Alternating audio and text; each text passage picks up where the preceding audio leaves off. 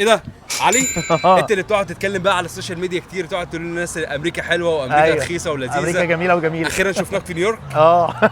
ايه انطباعك عن نيويورك في اول مره؟ زحمه، دوشه، طرق متكسره، زباله في كل مكان، ومش عارف انتوا عايشين هنا بتعملوا ايه. بيقول لك زباله في كل مكان.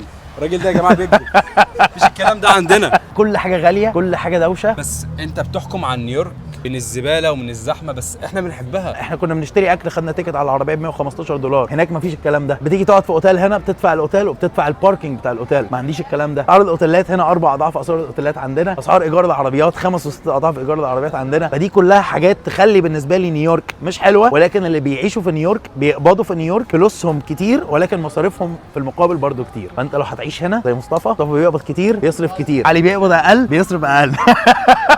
فهي الموضوع كله نسبه وتناسب، انت بتشوف اللي انت مؤهل تعيش فيه والمكان المناسب ليك وبتختاره. هتتبسط في نيويورك لو انت بتحب الزحمه وبتحب الدوشه، ولو انت بتحب الهدوء هتتبسط في ولايات تانية. نيويورك ليها مساوئ، ليها حاجات حلوه كتير. انا بقالي كذا سنه في امريكا ما اكلتش اكل مصري بالحلاوه دي، ما اكلتش اكل مصري بالجمال ده، ما عشتش في كوميونتي كله عرب وشارع كله عرب زي ده. حاجه تبسطني، حاجه تفرحني، ولكن ما اقدرش اعيش فيها. اي حد عايز يعمل اي حاجه ليها علاقه بالكوميونتي العربي، مصطفى احسن واحد ممكن تتعامل معاه. حبيبي يا علي، شرفتنا في نيويورك باذن الله، وما تقولش عن نيويورك رخيصه تاني. حبيبي لا مش رخيصه خالص.